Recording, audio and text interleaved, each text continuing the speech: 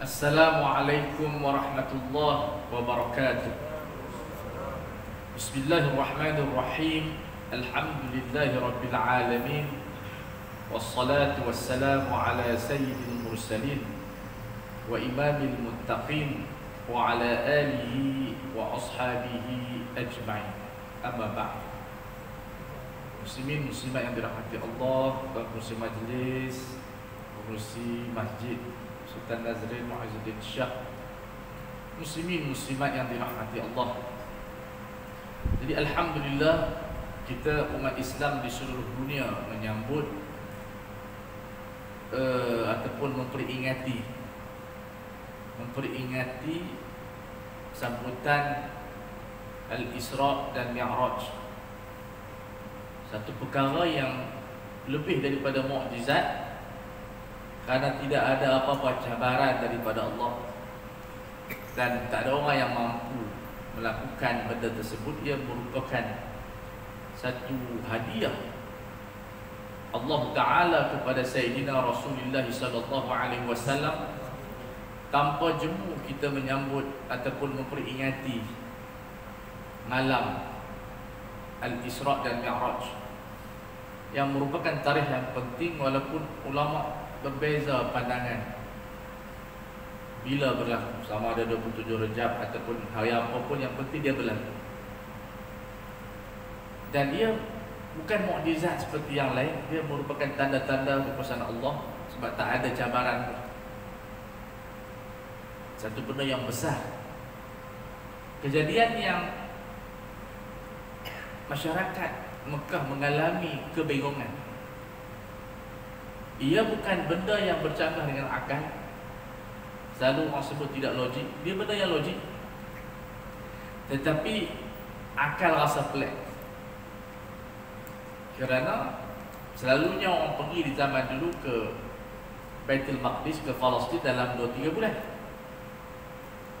Tetapi Rasulullah SAW pergi dalam sikatan malam yang kata Rasulullah tu masih panas lagi. Jadi golongan musyrikin rasa pelik. Bukan dia tolak, dia rasa pelik. Pasal apa boleh pergi? Sebab itu takbir tak logik akal itu bercanggah dengan definisi mukjizat. Kalau kita namakan ia sebagai satu mukjizat, kerana mukjizat ini, kata ulama, amrun khariqun lil 'adah dunal aqli, benda yang bercanggah dengan kebiasaan, tapi akal tak tolak. Dan tak ada satu mukjizat yang Allah Ta'ala berikan kepada anbiya yang bercanggah dengan akal. Sebab yang akan beriman dengan Allah ni akal kita.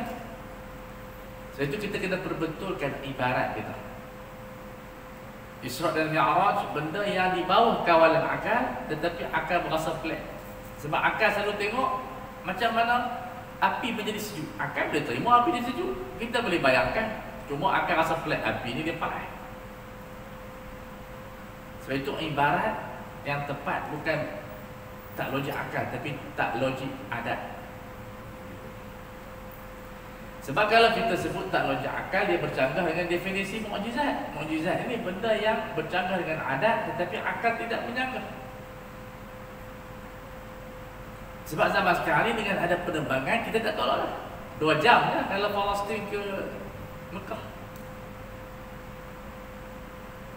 Kalau ada jet yang lebih laju, boleh pergi 40 minit.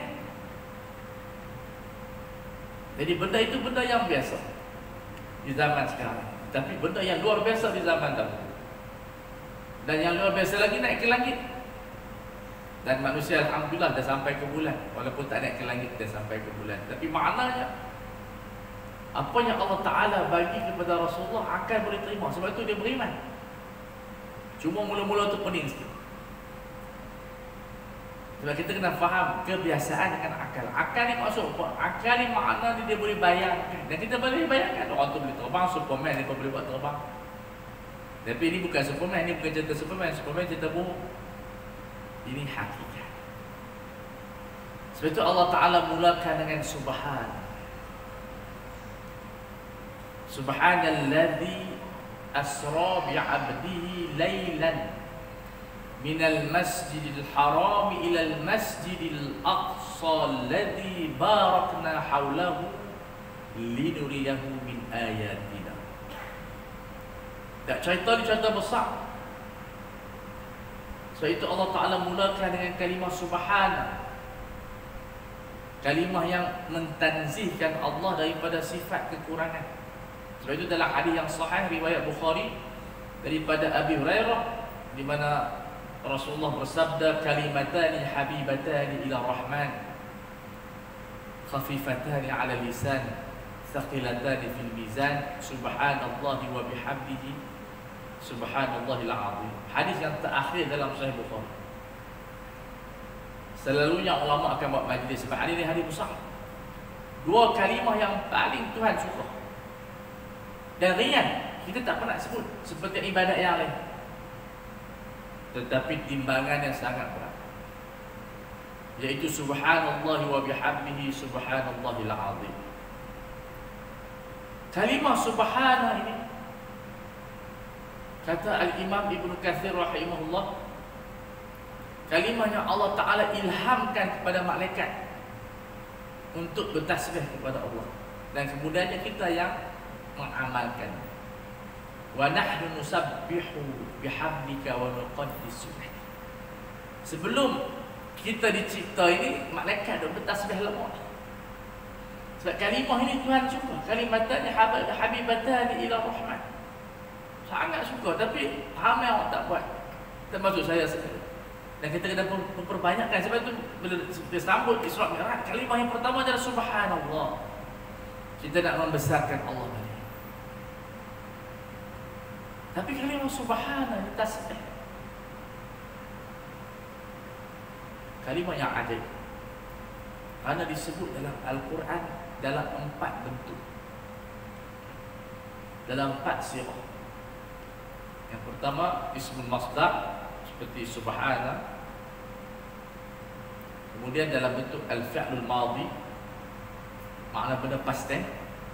Sebelum kita dicipta dah ada orang bertasbih. Sabbaha lillahi ma fis samawati wa ma fil ardh. Dan dalam bentuk present tense dan future tense, yusabbihu lillahi ma fis samawati wa ma fil ardh wa huwal azizul hakim dalam surah Jumu'ah.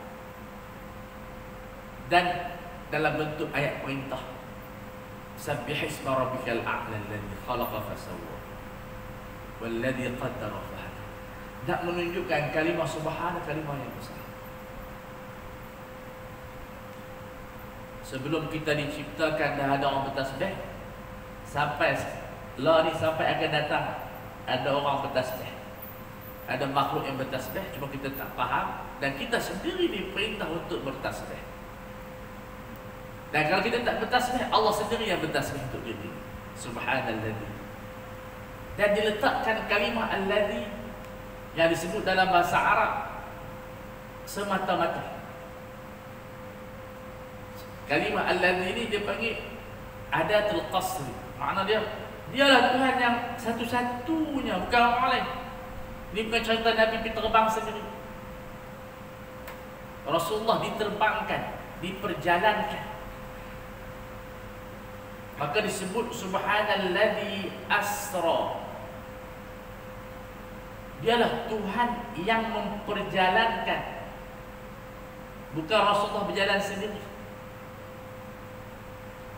Sebab itu perjalanan itu sangat singkat, dan dia terkeluar daripada undang-undang falak, undang-undang alam ini. Sebab sampai ke langit, lailan. Tapi sebelum saya nak cerita, terlupa ayat bi'abdi. Allah Ta'ala memilih kalimah al-abdu. Ini yang paling penting. Satu hadiah yang sangat besar. Kalau Nabi Musa alaihissalam, Allah Ta'ala menyebut wa kallama Musa taklima, wa kallama Allah Musa taklima. Allah bercakap dengan Nabi Musa secara betul-betul bercakap, sebab diletakkan dengan maf'ul mutlak. Taklima, memang cakap betul-betul. Tetapi Rasulullah bertemu dengan Allah, bercakap dan bertemu. Tetapi kita tak perlu bincanglah macam mana pertemuan tu. Untuk mencapai maqam ini mesti mencapai maqam al-abdu, maqam yang paling Allah Ta'ala suka, maqam iyyaka na'budu wa iyyaka nasta'in, yang menjadikan insan itu terpilih bukan dengan nama, bukan dengan jawatan. Tetapi bila kita dapat merealisasikan makna ubudiyah, kita akan diberikan hadiah oleh Allah dengan pelbagai hadiah. Inayahnya, taufiknya, futuhatnya, rahmatnya. Tetapi muskilah yang terbesar di zaman ini, susah kita nak jadi hamba. Hamba bukan maksud ibadat semata-mata. Kalimah hamba ini kalimah yang paling disukai oleh Allah. Sebab itu disebutkan dalam hadis, datang Jibril kepada Rasulullah SAW untuk memberi pilihan kepada Rasulullah. Nak jadi Nabi seperti Nabi Sulaiman raja ke, ataupun nak jadi Nabi hamba. Fakhtara ayyakuna nabiyyan abda. Rasulullah memilih untuk menjadi Nabi hamba. Maka Allah Ta'ala berfirman, wa rafa'na laka dhikrak. Kami mengangkat nama kamu. Idza dzukirtu dzukirta indi. Bila aku disebut, nama kamu disebut di sisi aku. Sebab itu kita membaca Al-Quran, nama Rasulullah disebut di samping Rasul, di samping kalimah Allah. Allah menunjukkan kepada lafaz ubudiyah, Al-Wa'id Al-Qahhar, dan Rasulullah disebut sebagai insan kamil yang layak untuk kita ikut, Tuhan yang layak untuk disembah, dan Rasulullah adalah Nabi yang layak kita ikut. Laqad kana lakum fi Rasulillah uswatun hasanah wa innaka la'ala khuluqin 'adzim. Rasulullah itu mengatasi akhlak, bukan akhlak di atas Rasulullah. Rasulullah itu di atas akhlak. Sebab itu Rasulullah ada syama'il, ada peribadi yang orang berikut daripada tidur. Yang mana ada orang nak tidur orang, makan orang, berjalan, duduk, bersembang, melawak, masuk tandas pun menjadi contoh. Tak ada orang yang boleh buat macam tu. Tetapi Rasulullah, kaifa yajlisu, bagaimana Rasul duduk pun orang kaji. Sebab Rasulullah itu, wa innaka la'ala khuluqin 'adzim. Kamu tu mengatasi akhlak yang mulia. Kamu menggenggam, iaitu digunakan kalimah ala, menggenggam akhlak yang mulia itu. Pada senyuman Rasulullah itu akhlak, pada tangisan dia adalah akhlak, pada marah dia akhlak, pada marah pun ada akhlak. Sayyidina Rasulullah sallallahu alaihi wasallam. Tetapi yang mengumpulkan kesemua kehebatan ini disatukan ataupun dinamakan sebagai kalimah al-abdu. Ini yang kita telah hilang. Kalau semua manusia menjadi hamba, ketua menjadi hamba, pemerintah menjadi hamba, tak akan ada kezaliman. Yang ada kezaliman ini sebab mereka telah keluar daripada sifat menjadi hamba. Apa makna hamba ini, tuan-tuan dan puan? Al-abdu, seperti mana kata ulama, diambil daripada perkataan ubudiyah, bukan ibadat. Di sana ada beza ibadat dan di sana ada beza ubudiyah. Ubudiyah ini kekal sampai hari kiamat, sampai ke syurga, sampai ke neraka. Tetapi ibadat ini akan terhenti di dunia ini. Bila kita dah mati, tidak ada ibadat, yang hanya ada ubudiyah. Ibadat tak ada dalam kubur, tak ada sembahyang. Orang dia sembahyang jenazah kita dah tak sembahyang dah. Tak ada bacaan Quran, tak ada. Hari kiamat pun tak ada sembahyang. Sembahyang dah tak ada pada hari kiamat. Di syurga tak ada sembahyang, tak ada puasa, makan tak hari. Hari pun tak tahu macam mana kita.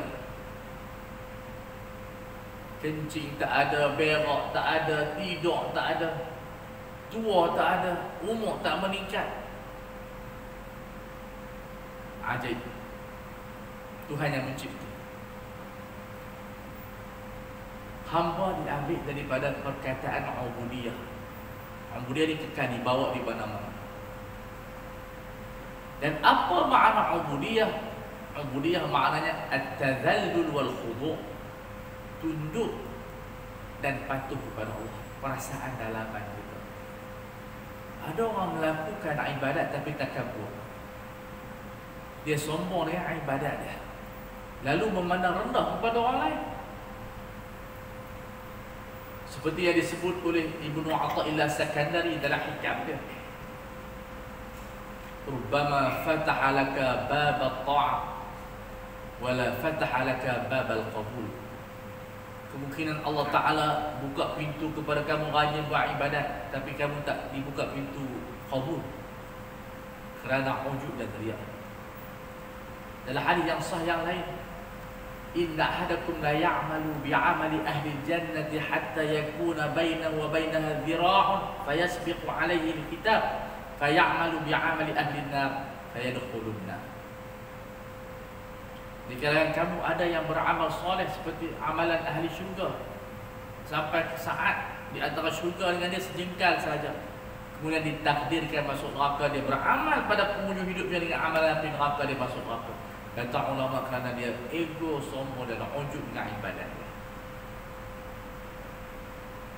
Ibadat yang melahirkan sombong sangat berbahaya. Maksiyatun awrathat dhullan wa inkisaran khairan min ta'atin awrathat izan wa istikbar. Maksiat yang menghasilkan tawaduk, kita menyesal, kita rasa bersalah, lebih baik daripada ketaatan yang menghasilkan keegoan. Bila kita keluar masjid, kita nampak orang di luar sana teruk-teruk belakang, dan kita rasa kita the best, kita yang paling okey lah. Itu sangat berbahaya. Ini golongan al-maghrur yang tertipu oleh syaitan. Maka Rasulullah kehidupannya adalah kehidupan orang biasa. Ana akulu kama ya'kulul 'abdu. Aku makan macam orang lain makan. Kerana Rasulullah faham di dunia ini sebenarnya nilai yang paling tinggi adalah nilai hamba. Kalau kita masih ada perasaan berpegang dengan pangkat aku, maka kita telah termasuk dalam golongan yang tertipu, seperti mana iblis tertipu. Ana khairun minhu khalaqtani min narin wa khalaqtahu min nur. Kamu cipta aku daripada api dan cipta Nabi Adam daripada tanah. Ini yang disebut oleh Imam Ghazali rahimahullah sebagai tersalah mizan, tersalah penimbang. Orang makhluk yang pertama tersalah timbang adalah iblis, kerana dia menimbang kehebatan di sisi Allah itu dengan timbangan kejadian, timbangan pangkat. Tetapi Allah tidak inginkan yang itu. Allah inginkan seorang itu adalah hamba.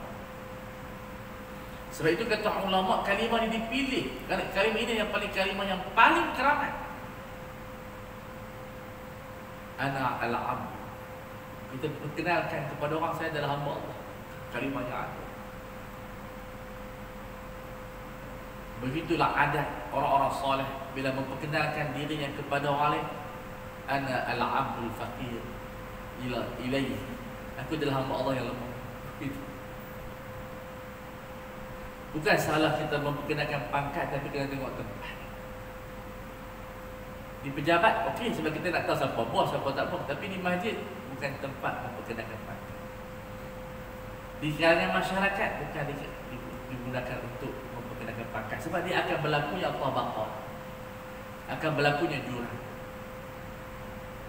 Hatta di negara barat pun, pangkat hanya digunakan di tempat pejabat. Di luar, mereka panggil nama saja. Kita pun tak setuju bagi nama juga, kenal ada pakcik sebagainya.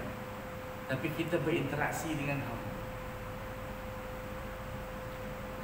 Berinteraksi dengan kita adalah insan yang salah dan betul. Disebabkan kita berinteraksi dengan pangkat inilah berlakunya tidak ada kasih sayang, berlakunya keturunan. Nak jumpa pun takut, nak jumpa pun takut, was-was. Tapi Rasulullah sallallahu alaihi wasallam, al-insan kamil ini diperkenalkan oleh Allah, dia adalah hamba, tapi hamba yang sangat agung.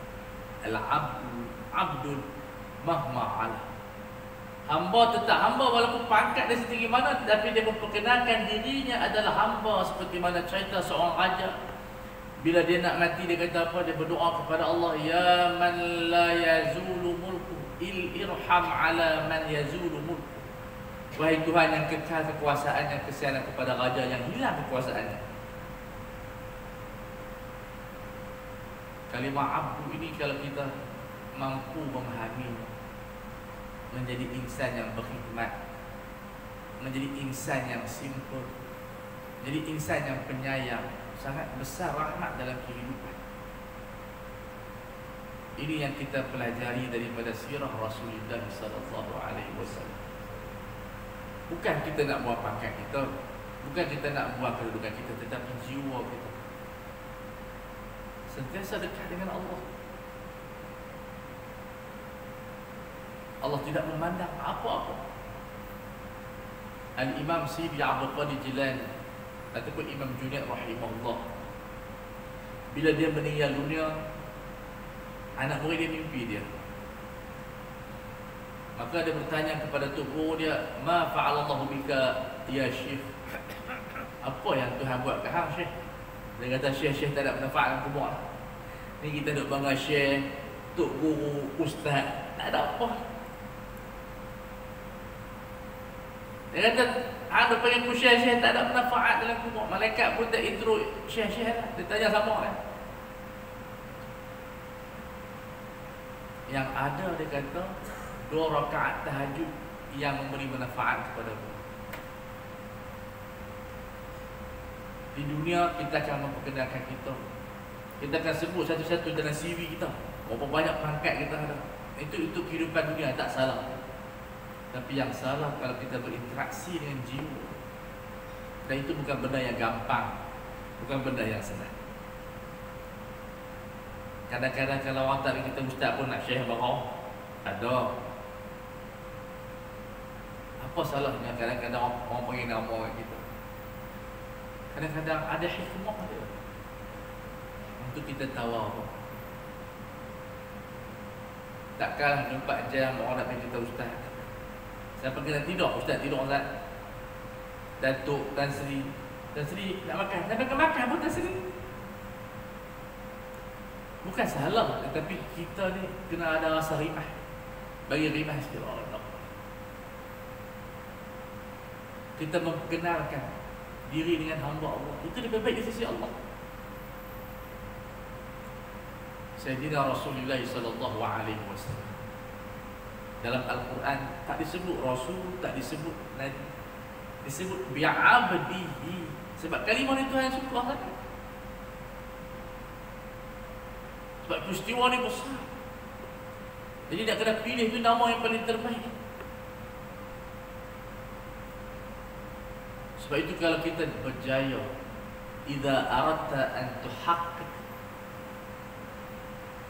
kalau kamu nak ataupun antum nahal mawahib, kamu nak dapat anugerah daripada Allah, fahaqiqil faqra innama as-sadaqatu lil fuqara. Kata ulama tasawuf, kalau kamu nak dapat hadiah daripada Allah dengan rahmatnya, dengan inayahnya, benda ni tak sama inayah Tuhan kepada hamba. Ada yang diberi kesihatan, ada yang diberi mudah berzikir, ada yang diberikan mudah sembahyang. Macam-macam inayah yang Allah bagi kepada kita. Kamu kena jadi orang yang hamba. Hamba maknanya kita tawaduk. Kita tidak melihat orang lain hina daripada kita. Dan kita boleh bergaul dengan Allah. Kita boleh serve, kita boleh cuci masjid, kita boleh, orang kata boleh tolong orang. Dan itu amalan sebahagian anbiya, cuci masjid. Amalan Nabi Ibrahim AS. Wa'idna ila Ibrahim wa Ismail an tahhira baitiya lit-ta'ifin wal 'akifin wa ruk'is sujud. Dan ingatlah ketika kami memerintahkan Ismail dan Ibrahim dan Ismail agar mencuci masjid. Satu kata ulama, antara amal ibadat yang paling besar adalah mencuci masjid.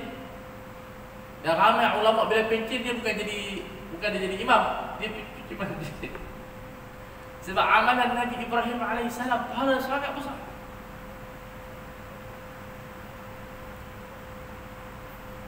Kerja cuci masjid ini dimulakan oleh Sayyidina Nabi Ibrahim AS dan sabit di dalam Al-Quran, bukan sabit dalam Bukhari, bukan sabit dalam Muslim. Sabit yang lebih besar daripada Sahih Bukhari dan Muslim itu Al-Quran Al-Majid. Mana kalau sampah yang duk kutip sampah, yang cuci tak cicak, yang lap tingkap, pahala yang sangat besar. Medan maftuh, bukan hanya untuk AJK, untuk orang. Subhanallah. Karena amalan mencuci masjid ini perintah yang diperintahkan kepada Sayyidina Nabi Ibrahim AS dan Nabi Ismail.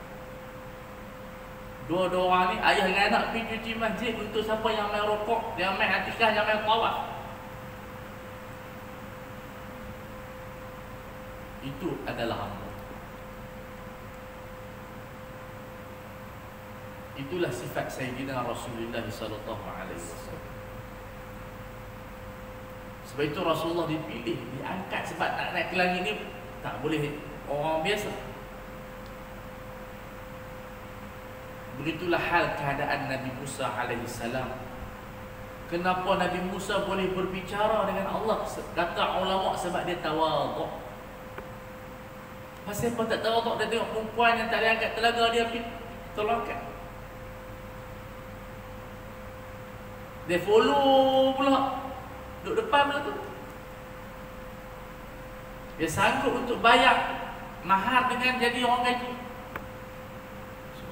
Sedangkan dia anak angkat Fir'aun, duduk dalam istana, bukan duduk di rumah biasa. Sayyidina Musa AS duduk di istana, anak angkat raja. Bukan cerita dibesarkan di rumah kecil-kecil, di istana Fir'aun. Bermain dengan anak-anak raja, tetapi kehidupan dia adalah ubudiyah.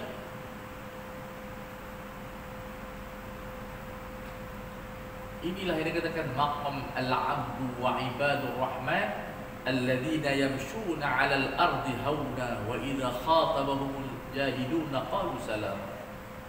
Hamba-hamba Allah ini yang disembahkan kepada Allah, nisbah ni sangat penting. Kalau kita sebut saya pengikut sultan, saya pengikut Perdana Menteri, maqam tinggi. Kalau kita buat bisnes, kena ada nama-nama. Tidak orang tak mau jumpa tu. Saya ni orang Perdana Menteri, tuan, sini nak bincang apa? Tapi kalau sebut saya orang kanan Fawaz, orang tak boleh. Dia buat ceramah dia. Nisbah tu penting. Bagaimana kalau orang itu dinisbahkan kepada Allah? Tetapi nak dapat pengetahuan tu hari kiamat baru kita tahu. Di dunia ni orang tak betul. Tetapi sifat-sifat yang dinisbahkan kepada Tuhan, dia berjalan di muka bumi dalam keadaan tawaduk. Yamshuna 'alal ardi hauna. Dia tak marah-marah, dia tak bengih-bengih. Bengih-bengih ni sifat yang dibenci. Satu hari syurga dan neraka bergaduh. Syurga dia berbangga, dia kata, penduduk aku semuanya kullu mustad'afin dha'ifin layyin. Hak yang ditindas, golongan yang lemah lembut, golongan yang sopan santun, tawaduk. Neraka pula sebut Aku dalam aku semua kullu jawadin mustakbir. Hak takabur, hak pongai, semua aku. Mesti cerita. Bukan confirm kita pongai itu maksud apa, tapi sifat dia tak. Al-mu'min ilfun wa ma'lufun. Dia suka sayang orang. Dia mendahulukan husnuzan ke atas su'uzan, dan dia disayang. Macam mana kita nak sayang? Kita orang yang pertama bagi salam dulu. Dalam hadis yang sahih Rasulullah bersabda, ala adullukum, disebut dalam hadis yang sahih, lan tadkhulul jannata hatta tu'minu wa lan tu'minu hatta tahabbu.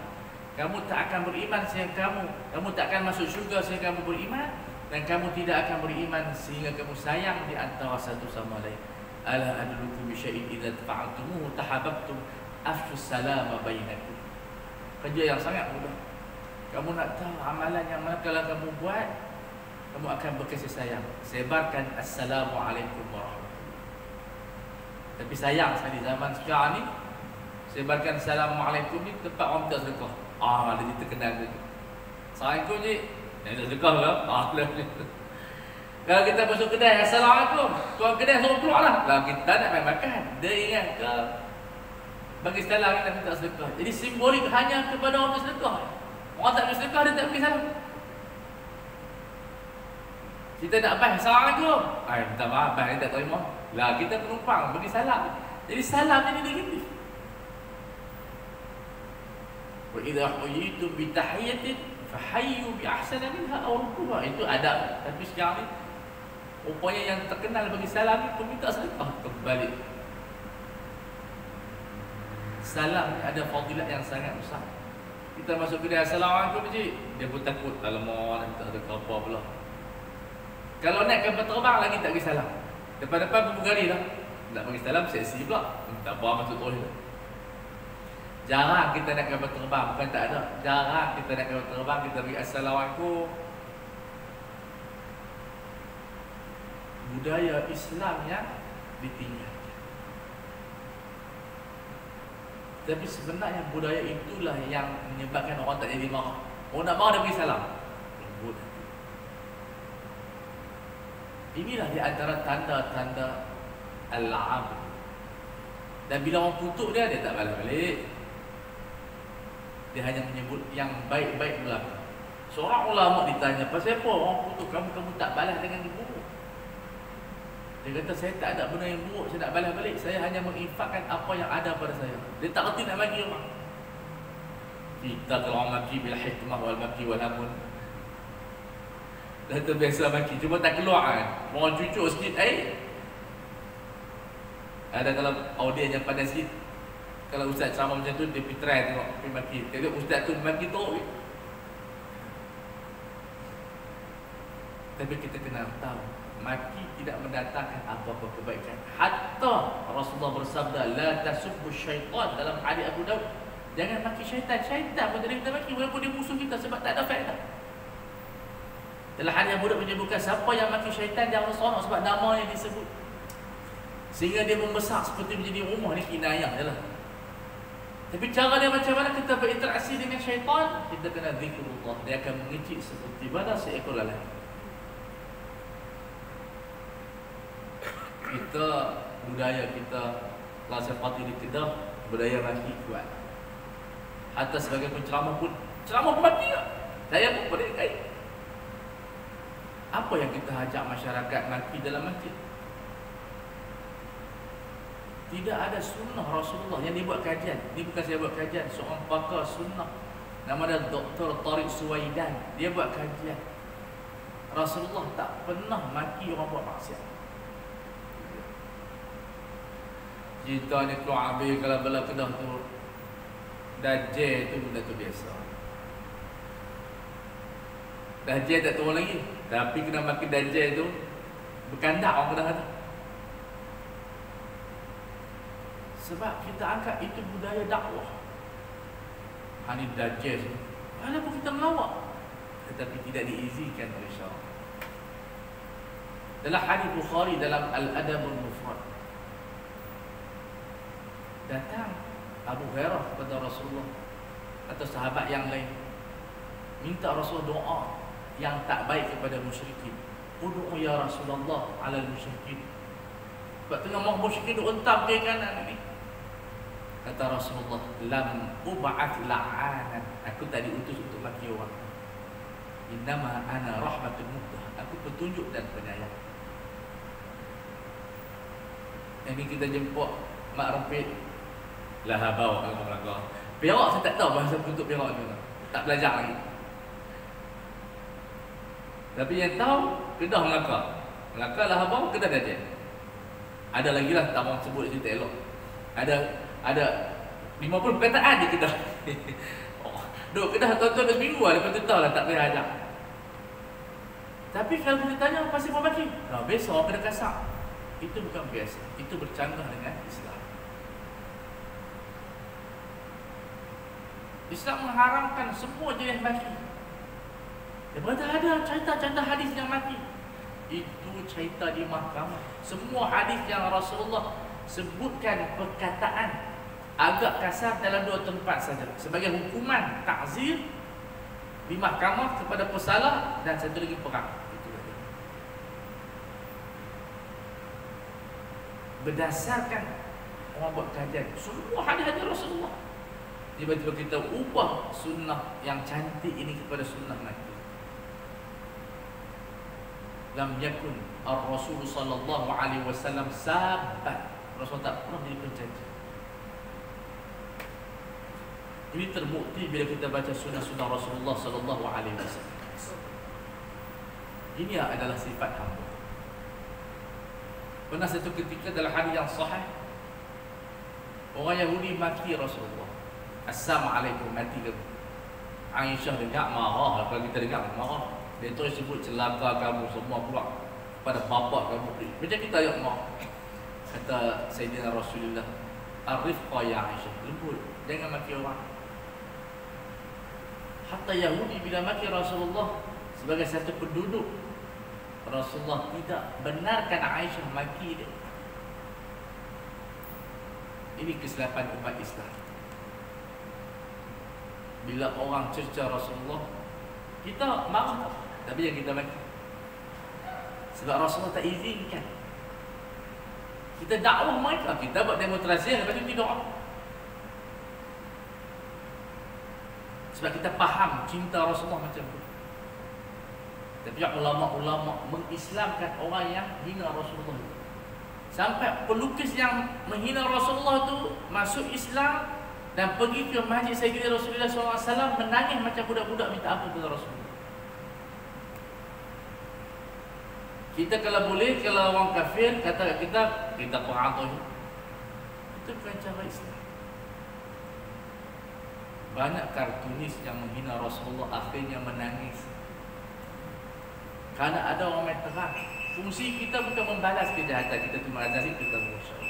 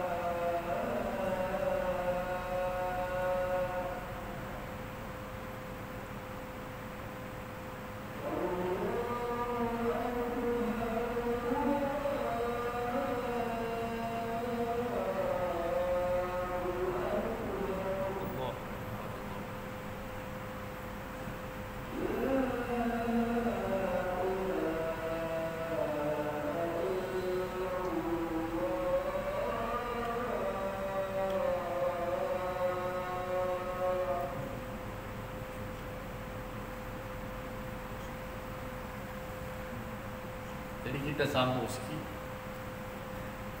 Itulah Sayyidina Rasulullah sallallahu alaihi wasallam. Maka sebab itu dipilih. Kemudian Allah Ta'ala menyambung lailan, berlaku dalam masa sekejap saja. Sebab itu disebut dengan nakirah, dibaca dengan tanwin untuk menunjukkan ini satu mukjizat yang besar, berlaku dalam sekejap saja. Yang berlaku daripada Masjidil Haram ila Masjidil Aqsa. Masjid Aqsa ini dipanggil Thalithul Haram. Dulu orang faham macam tu. Ada 3 tanah haram, Mekah, Madinah dan Palestin. Tapi dibuang hanya menjadi 2 saja. Dahulunya umat Islam mempertahankan 3 benda ini. Dan ulama bersepakat sunnah kita menziarahi Palestin. Cuma sekarang ni Palestin dikuasai oleh Israel. Itu yang menjadi problem. Itu kata sebagai pemikir, selagi kita tidak menguasai Palestin, kita tidak mampu menguasai dunia. Dan isu Palestin ini isu yang tidak diambil berat oleh kita. Karena sebahagian umat Islam dia faham Palestin ini isu Arab. Dia bukan isu Arab, dia isu umat Islam. Kerana diharamkan mengambil salah satu juzuk kecil, sejengkal ataupun sejengkal tanah Palestin saja tidak boleh diberikan kepada musuh-musuh Allah. Banyak persidangan Palestin diadakan. Saya pernah terlibat di Malaysia, di luar negara kita join. Di Malaysia lah saya ditembak 2017, himpunan ulama-ulama sedunia membicarakan Masjid Aqsa. Dan saya diberi peluang untuk bercakap juga supaya kita cadangkan paling kurang 2 bulan sekali, 3 bulan sekali khutbah Jumaat ada isu Palestin. Dan tuan-tuan boleh cek ada tak teks khutbah kita isu Palestin. Isu Palestin ni kalau di peringkat antarabangsa sangat besar. Cuma Malaysia jadi kecil. Yang saya tak nak cerita hari inilah sebab kita Isra' dan Mi'raj, cuma kita sentuh supaya tuan-tuan dan puan ada kesinambungan. Umat Islam ada dekat 2000 juta. Yahudi tak sampai 40 juta. Namun mereka menguasai tempat paksi bumi yang dibuka oleh Umar bin Khattab, kemudian dibuka oleh Salih Al-Ayyubi, sampai sekarang tak buka-buka lagi. Orang Islam hanya melancung saja. Kita tak salahkan melancung, tapi kita nak cerita bagi ini adalah hak umat Islam, bukan hak Palestin, bukan rakyat Palestin. Namun isu ini tak ada dalam khutbah Jumaat, tak ada dalam ceramah, tak ada hari kemerdekaan Palestin, tak ada. Dan kebanyakan orang Islam di Malaysia buta sejarah Palestin.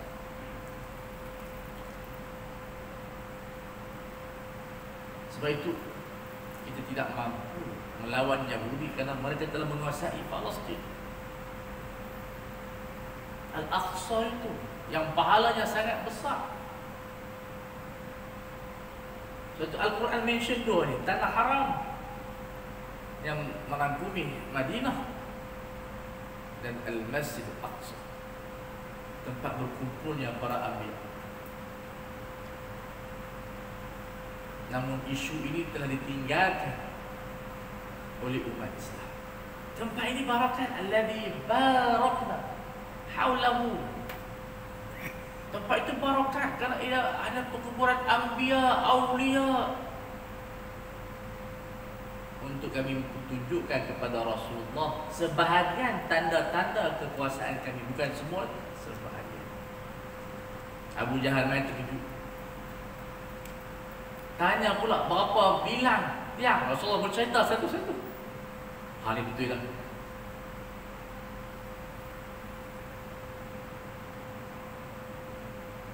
Karena perjalanan ini perjalanan istimewa. Sebelum menerima wahyu sembahyang ni kena ziarah para anbiya dulu. datuk nenek moyang yang semuanya Anbiya dan Rasulullah menjadi imam kepada mereka, yang diangkat oleh, dibawa Jibril sampai bertemu dengan Allah Azza wa Jalla untuk menerima perintah sembahyang. Yang aneh, sembahyang diperintahkan sebelum hijrah, tapi di fardu ditunaikan satu hijrah. Dia ambil masa sikit. Yang lain toih Al-Quran, toih beramal. Sembahyang duduk di atas, tak tahu kawasan mana kita pun tak tahu, wallahu a'lam. Atas daripada Sidratul Muntaha. Terima watikah 5 waktu, tapi tak sembahyang 5 waktu. Sebab benda berat. Difardukan di Madinah satu hijrah. Datang Jibril ajak. Masa tu tak ajak cara sembahyang. Baru fardu 5 waktu secara am. Diajar di Madinah, Jibril mai datang. Sembahyang yang paling pertama sembahyang apa? Yang Jibril ajak. Sembahyang zuhur. Jibril datang 2 kali. Hari ni zuhur awal waktu, esok lewat waktu. Tak tahu dia punya al-waqtu baina hadaini. Asar macam tu, maghrib macam tu, Aisyah macam tu. Last sekali ajak waktu subuh, kerana sembahyang subuh paling afdal, iaitu sembahyang subuh. Oh, tadi ada Rasulullah ajar, diajar benda tu dan diturunkan kepada para sahabat. Sembahyang merupakan mi'raj. Rasulullah dimi'rajkan dengan zahir, dengan batin, dengan fizikal, dengan rohani. Kita tak boleh pergi fizikal, tak ada kekuatan seperti Rasulullah. Jibril pun boleh terbakar, tetapi kita ada kekuatan rohani yang boleh terbang dengan bayangan kita. Maka kata ulama, Allah Ta'ala mengungkapkan mi'raj ini dengan kita bersolat. As-salatu munajat. Kita bermunajat kepada Allah. Inilah rahsia kita menyambut Al-Isra wal Mi'raj. Untuk kita menjadi hamba, untuk kita bertasbih dan memperbarui sembahyang kita supaya kita dapat bermi'raj kepada Allah. Sekarang sembahyang ini tak dapat ditunaikan di akhirat. Sebab itu kata Ibnu Athaillah Sakandari disebut sebagai satu penutup, tak boleh sama lama-lama sangat. Nakruh. Ya man 'asha wa ma 'asha satakhruju minan dunya wa tafqadu aladda syai'in. Wahai manusia yang hidup panjang di muka bumi ini, kamu akan keluar daripada dunia dan kamu akan tinggal, akan kehilangan benda yang paling lazat di dunia ini. Di akhirat tak ada, di syurga tidak ada. As-salah dan membaca Al-Quran. Subhanallah. Dan ini yang kita lalai. Saya, masyarakat. Benda yang paling lazat, tapi kita tak rasa sebab kita sibuk dengan dunia. Rupanya bila kita masuk kubur, kita menyesal. Tak boleh nak baca, tak boleh nak baca. Walaupun kita upah hafiz Quran 30 orang duduk kat kubur kita baca 30 juzuk, itu yang baca tu hafiz Quran, bukan kita baca. Kita dengar saja, tapi tak boleh nak baca bersama dengan mereka. Orang sembahyang beribu-ribu orang jenazah kita, kita tak boleh nak sembahyang, duduk terkaku di sini. Maka kata Ibnu Athaillah Sakandari, kamu kena tahu benda ni, kalau kita tinggal sekarang ni tak sembahyang, tak baca Quran, dah tak ada. Hatta kalau kita masuk syurga pun tak boleh nak baca. Dia tak ada tuntutan. Tuhan dah tak tuntut kita di akhirat, sama ada kita di syurga atau apa. Maka kita ambil peluanglah bulan sembahyang, bulan Isra Mi'raj, untuk memulihkan diri kita, untuk menghubungkan kita semula dengan Allah Subhanahu wa Ta'ala. Siapa yang memulihkan hubungannya dengan Allah, Allah Ta'ala akan pulihkan hubungannya dengan manusia. Sekadar itu sahaja tuan-tuan dan puan. Mudah-mudahan Allah Ta'ala mengampunkan dosa kita dan memaafkan kita dan mengangkat darjat kita dan memberikan kita inayah futuhat dan fuyudat daripada Allah Subhanahu wa taala. Mudah-mudahan kita dapat bertemu lagi. Insya-Allah kita bertemu dengan izin Allah untuk menyambut bulan Ramadan, Sya'ban dan Ramadan, dipanjangkan umur dan sampai kita dipermudahkan bertemu dengan Lailatul Qadar insya-Allah. Wa sallallahu ala sayyidina Muhammad wa ala alihi wa sahbihi wasallam. Walhamdulillahirabbil alamin. Wassalamualaikum warahmatullahi wabarakatuh. Waalaikumsalam.